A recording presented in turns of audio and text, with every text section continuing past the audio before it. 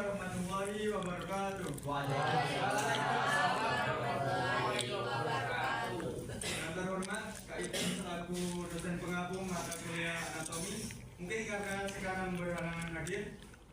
Dan yang saya hormati teman-teman semua yang insya Allah dimulaikan oleh Allah Subhanahu Wa Taala. Puji syukur sama-sama kita panjatkan kehadirat Allah Subhanahu Wa Taala yang telah memberikan nikmatnya kepada kita, yaitu nikmat jasmani dan nikmat rohani, sehingga kita dapat berkumpul di dalam ruangan ini dalam keadaan sehat walafiat. Salawat serta salam tetap tercurahkan kepada junjungan Nabi Agung kita, Nabi besar Muhammad Sallallahu Alaihi Wasallam. Karena berkat jasa beliau kita dapat membedakan antara yang hak dan yang batil. Baik, di sini perkenalkan saya selaku moderator pada sesi presentasi hari ini. Pada kesempatan kali ini kita semua akan mendengarkan pemaparan materi mengenai anatomi otot jantung yang akan dipresentasikan oleh kelompok 2. Baik, kepada kelompok 2 saya persilahkan. Baik,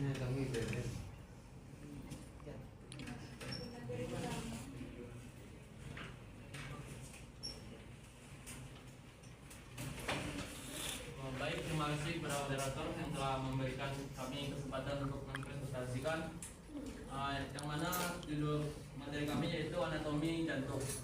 Yang pertama saya akan menjelaskan pengertian anatomi jantung. Jantung merupakan salah satu organ yang terdiri dari otot, memiliki 4 ruang, berukuran kira-kira sebesar kepala tangan dan berbentuk seperti sebuah kerucut. Jantung terletak pada sisi kiri dari rongga dada bagian atas. Sisi kanan dari jantung terbagi menjadi 2 ruangan atrium kanan dan ventrikel kiri kanan. Sisi dari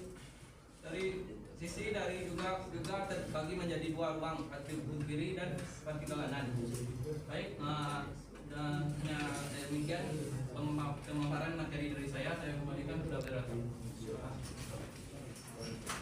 Baik, itu tadi pengertian otot jantung oleh kelompok 2. Yang selanjutnya yaitu fungsi dari otot jantung yang akan dijelaskan oleh Jikri. Kepada Jikri saya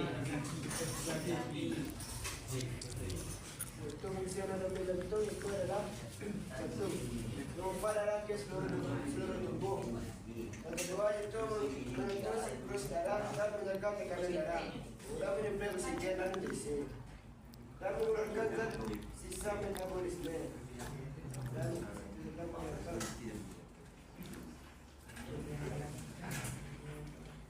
Untuk yang selanjutnya yaitu mengenai anatomi fisiologi otot jantung yang akan dijelaskan oleh saudara Paldo. Kepada Paldo saya persilakan.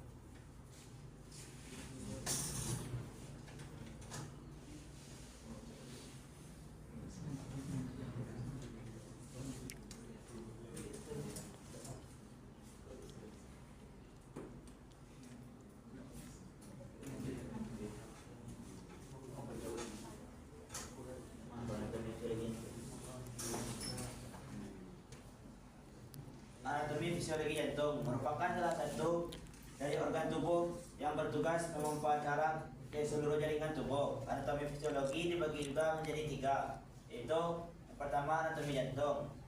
Ruang jantung dibagi 4 ruang, yaitu 2 ruang bagian atas, kiri dan kanan, dan yang dinamakan atrium atau serambi yang dibatasi oleh pembatas yang nampak serta atrium. 2 ruang bawah yaitu kiri dan kanan dinamakan dengan ventrikel dan keduanya dibatasi oleh septal ventrikel. Lapisan otot jantung dibagi menjadi 3 lapisan. Yang pertama epikondrium, yaitu lapisan luar dari otot jantung. Yang kedua myokardium, yaitu bagian utama dari otot jantung. Yang ketiga endokardium, yaitu bagian dalam dari otot jantung. Kedua sistem peredaran darah. Arteri koroneria. Arteri koroner dibagi menjadi 2, yaitu arteri koroner kanan atau dextra dan arteri koroner kiri atau sinistra. Kedua cabang arteri tersebut bertanggung jawab menyuplai darah ke jaringan otot jantung melalui cabang-cabangnya. Fungsi kerja jantung dipengaruhi oleh 3 unsur, yaitu pertama penghasil listrik otomatis.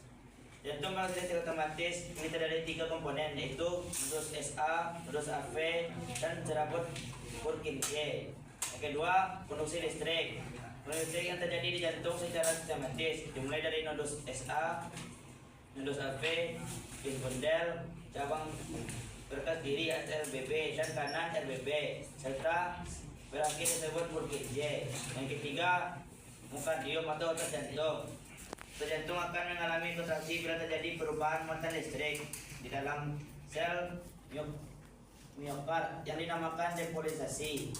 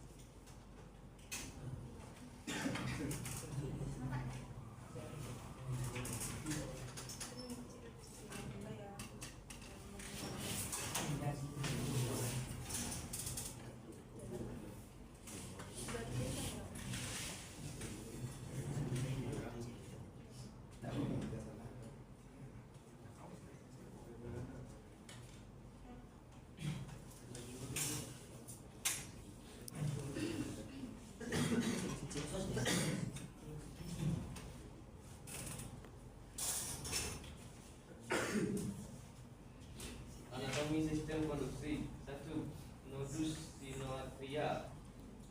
Nodus SA. Nodus SA terletak di atrium kanan di dekat muara vena cava superior. Nodus ini mampu menghasilkan impuls listrik sebesar 60 kali per menit. Normal situs. 2. Nodus arterioventricular. Nodus AV terletak di bagian dinding septum atrium dan atau dekat antara atrium kanan dan kiri, tepatnya di atas katup tricuspidalis, di dekat muara sinus coronarius, dan dalam keadaan normal mampu menghasilkan impuls 40 sampai 60 kali per menit. 3. Berkas hiasis. Berkas hiasis memiliki fungsi sebagai pengantar impuls listrik dari nodus AV. Berkas hiasis terbagi menjadi 2 cabang, berkas kiri RBB dan kanan RBB. Serabut Bergman merupakan jalur yang menghubungkan impuls listrik dari atrium kanan dengan atrium kiri. Serabut Purkinje terletak di dalam endokardium dan merupakan akhir dari perjalanan impuls listrik untuk disampaikan endokardium agar terjadi depolarisasi di kedua partikel.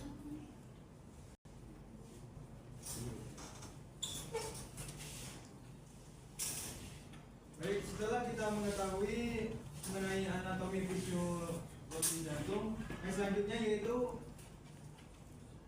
siklus anatomi jantung yang akan disampaikan oleh Awalul kepada Awalul. Saya bersyukur. Selanjutnya, siklus anatomi jantung. Siklus jantung mencakup semua peristiwa yang berlangsung selama detak jantung. Ada 3 fase siklus jantung, yaitu sistol atrium. Selama fase sistol atrium dari siklus jantung, atrium berkontraksi dan mendorong darah ke dalam vertikal. Untuk memfasilitasi pengisian ini, katup anterioventricular tetap terbuka dan katup semilunar tetap tertutup untuk menjaga darah arteri masuk ke dalam jantung. Atrium jauh lebih kecil daripada ventrikel, sehingga hanya mengisi sekitar 25% dari vertikel selama fase ini. Ventrikel tetap diatoles selama fase ini. Berikut yang kedua, sistol ventrikel. Selama sistol ventrikel, kontraksi vertikal untuk mendorong darah ke aorta dan belakang paru. Tekanan dari ventrikel memaksa katup semilunar untuk membuka dan katup anterioventricular untuk menutup. Susunan katup memungkinkan untuk aliran darah dari ventrikel ke dalam arteri. Yang terakhir, yang ketiga, fase relaksasi. Selama fase relaksasi, semua 4 bilik jantung dalam diastol saat darah mengalir langsung dari pembuluh darah ventrikel mengisi kapasitas sekitar 75% selama fase ini dan akan terisi penuh hanya setelah atrium masuk sistol.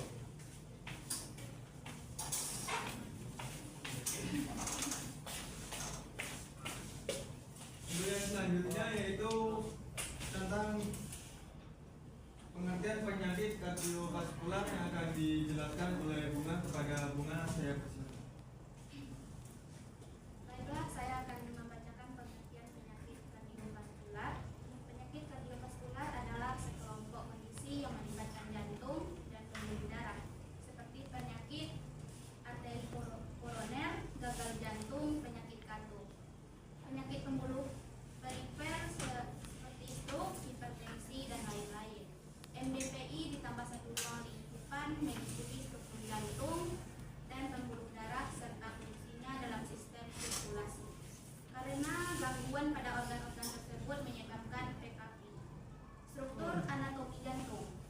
Jantung terdiri dari 4 ruang utama, yaitu 2 serambi, atrium, dan 2 bilik ventrikel.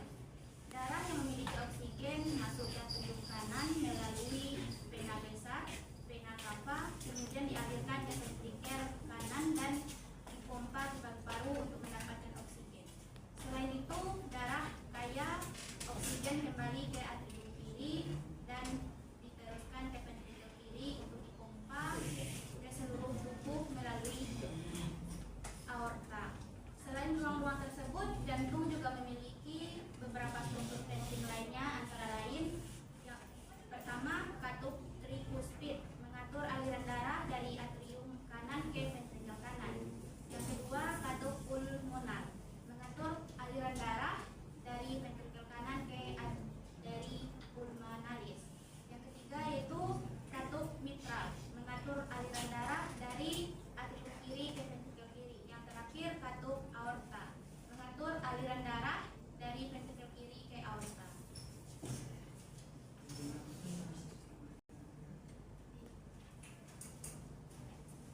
Untuk materi yang selanjutnya yaitu mengenai dinding lapisan jantung dan sistem peredaran darah yang akan dijelaskan oleh Arya. Kepada Arya saya persilakan.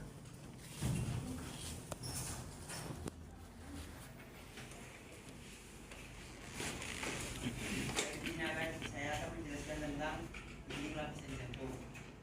Dinding jantung terdiri dari 3 lapisan utama, yaitu 1 epikardium, lapisan terluar yang melindungi jantung. Yang kedua yaitu miokardium, lapisan otot yang berperan dalam proses kontraksi jantung. Yang ketiga, endokardium, lapisan terdalam yang melapisi bagian dalam ruang jantung. Selanjutnya yaitu H, sistem peredaran darah. Jantung berperan sebagai pompa ganda yang terdiri dari sirkus pulmonal, peredaran kecil, mengalirkan darah dari jantung ke paru-paru untuk pertukaran oksigen dan karbon dioksida. Yang kedua yaitu sirkulasi sistemik, peredaran besar, mengalirkan darah kaya oksigen dari jantung ke seluruh tubuh. Cukup itu yang saya sampaikan, saya akan kembalikan ke moderator. Baik, itulah tadi presentasi yang telah disampaikan oleh kelompok 2. Terima kasih atas penyampaian materi yang sangat informatif dan menarik.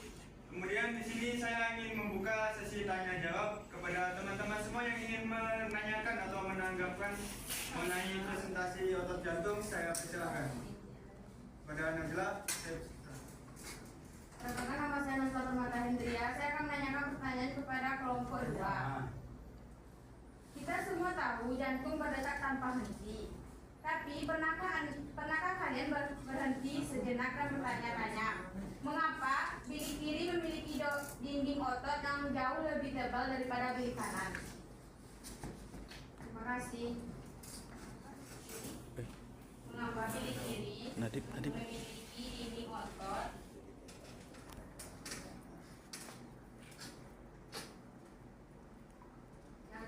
lebih tebal daripada bilik kanan.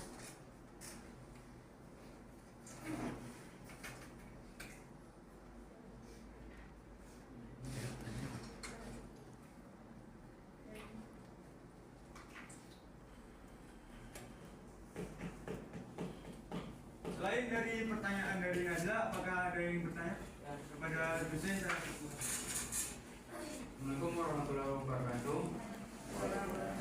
Perkenalkan, nama saya Asep Prasetyo dari kelompok 3. Saya akan bertanya, agar jantung dapat berdenyut secara teratur, jantung memiliki sistem penghantar listrik internal yang mengatur irama detaknya. Pertanyaan, sebutkan komponen utama sistem konduksi jantung dan jelaskan peran masing-masing. Utama sistem konduksi jantung dan jelaskan peran masing-masing.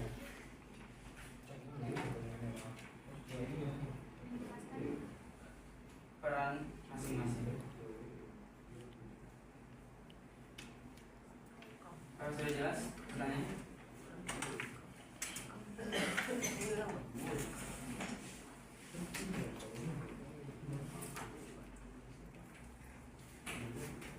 Baik, terima kasih atas pertanyaan dari Jose. Mungkin dari teman-teman yang lain ada yang ingin bertanya?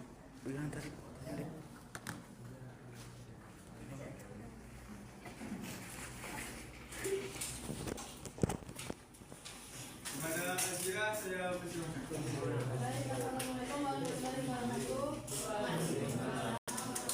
Perkenalkan, saya Azira Azida dari kelompok 1. Saya ingin bertanya, saat kita melakukan olahraga kan itu dapat meningkatkan daya tahan tubuh. Nah, itu sehingga dapat meninggalkan diri dari berbagai penyakit. Tapi kenapa seseorang yang sedang melakukan olahraga dapat terkena serangan jantung mendadak?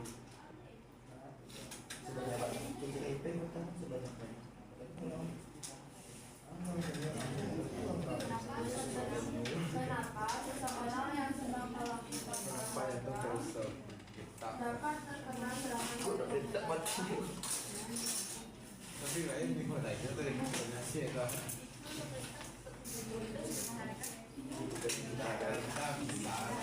Itu adalah jawaban tak. Oh, tanya itu.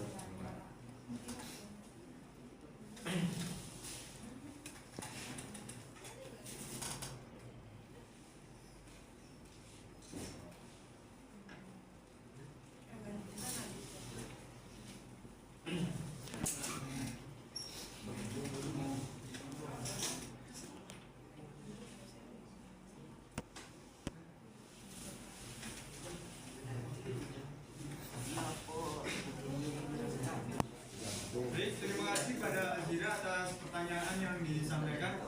Untuk teman-teman yang lain, apakah ada yang ingin bertanya mengenai anatomi otot jantung?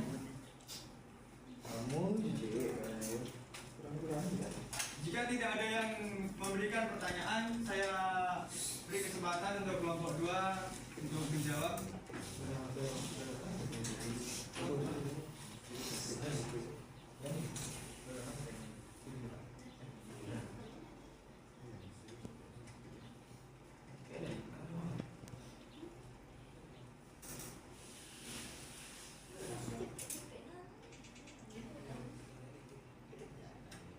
Tidak malu, saya persilakan. Baik, saya akan menjawab dari pertanyaan dosen kelompok 3. Pertanyaannya, sebutkan komponen utama sistem konduksi jantung dan fungsinya masing-masing.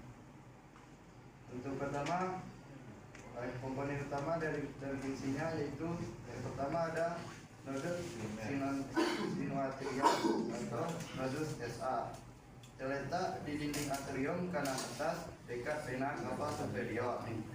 Berfungsi bertindak sebagai pacemaker alami jantung, menghasilkan impuls listrik secara ritmis untuk memulai siklus detak jantung, mengatur kecepatan denyut berdasarkan sinyal saraf dan hormon.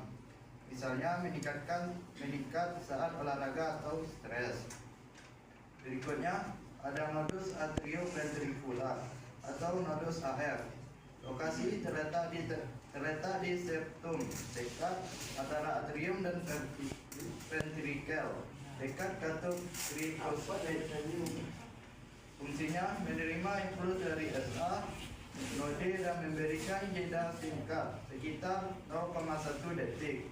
Sebelum meneruskannya ke ventrikel, ini memungkinkan atrium berkontraksi penuh untuk memompa darah ke ventrikel sebelum ventrikel berkontraksi. Berikutnya ada bundel case atau bundel atrioventricular. Terletak berasal dari AF node dan turun melalui septum ventrikel. Fungsinya itu mengirim impuls listrik dari AF node ke kedua ventrikel secara cepat melalui cabang kiri dan kanan. Ini memastikan kontraksi pada saat bersamaan dan sinkron. Yang terakhir ada serabut Purkinje. Terletak jaringan serabut halus yang menyebar di dinding ventrikel, terutama di puncak jantung. Berfungsi sebagai mendistribusikan impuls dari bundelnya ke seluruh otot ventrikel. Memicu kontraksi kuat untuk meningkatkan darah ke luar jantung, ke aorta dan arteri pulmonalis. Ini adalah tahap akhir untuk memastikan efisiensi pompa. Baik, itulah jawaban yang disampaikan oleh Awalun. Apakah saudara Jose sudah cukup jelas? Berapa pertanyaan tadi? Ada 4. Mungkin dari teman-teman yang lain ada tanggapan atau saran mengenai jawaban yang disampaikan oleh Awalun? Jika tidak ada, mungkin dilanjutkan dari pertanyaan dari Najla yang akan dijawab oleh Arya. Kepada Arya saya persilakan. Baik, ini saya akan menjawab pertanyaan dari Lola. Pertanyaannya yaitu mengapa bilik kiri memiliki dinding otot lebih tebal dari bilik kanan? Bilik kiri memiliki dinding otot yang lebih tebal dibanding bilik kanan karena fungsi dan beban berbeda. Bilik kiri memompa darah ke seluruh tubuh melalui aorta, sedangkan bilik kanan hanya memompa darah ke paru-paru melalui arteri pulmonalis. Kesimpulannya yaitu dinding bilik kiri jauh lebih tebal karena harus memompa darah ke seluruh tubuh, sedangkan bilik kanan hanya memompa darah ke paru-paru dan air. Terima kasih kepada nomor 2. Itulah tadi jawaban dari Arya mengenai dinding bilik kiri dan dinding otot yang jauh lebih tebal dari bilik kanan. Bagaimana tanggapan dari Najla? Saya rasa sudah cukup. Terima kasih kepada kelompok 2. Untuk yang selanjutnya yaitu pertanyaan dari Jika mengenai mengapa orang yang sedang melakukan olahraga dapat terkena serangan jantung mendadak, yang akan dijawab oleh Paldo. Kepada saudara Paldo saya Baik, saya akan menjawab pertanyaan dari Asia. Penyebab pertama penyumbatan arteri koroner atau aterosklerosis. Yang pertama terjadi karena penumpukan bak lemak di dinding pembuluh darah jantung. Kedua, saat olahraga berat, kebutuhan oksigen jantung meningkat, tetapi aliran darah terhambat, menyebabkan serangan jantung. Yang kedua, detak jantung tidak normal atau aritmia. Aktivitas fisik berat bisa memicu detak jantung yang terlalu cepat atau tidak teratur, terutama pada orang dengan gangguan listrik jantung bawaan. Yang kedua, aritma berat dapat menyebabkan henti jantung mendadak. Yang ketiga, tekanan darah meningkat drastis, yaitu saat olahraga tekanan darah naik bila pembuluh darah lemak atau ada aneurisma atau pelebaran pembuluh, bisa pecah dan mengakibatkan gagal jantung mendadak. Yang keempat, kurangnya pemanasan dan pendinginan, yaitu tanpa pemanasan jantung tiba-tiba dipaksa bekerja keras, menyebabkan stres mendadak pada otot jantung. Yang kelima, dehidrasi dan ketidakseimbangan elektrolit, yaitu kekurangan cairan elektrolit atau natrium kalium, magnesium. Mengganggu kerja listrik jantung, meningkatkan risiko henti jantung. Baik, segitu dapat saya jawab. Apakah dia sudah paham atau mengerti?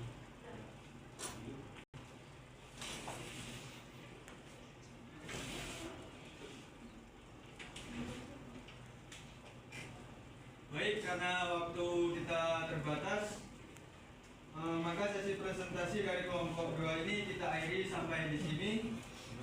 Terima kasih atas kelompok 2 atas penyajian materinya. Dan teman-teman semua, saya ucapkan terima kasih atas partisipasinya. Saya selaku moderator, apabila ada kesalahan kata atau pengucapan, mohon dimaafkan. Kami tutup presentasi pada pagi hari ini. Saya akhiri. Wassalamualaikum warahmatullahi wabarakatuh. Waalaikumsalam.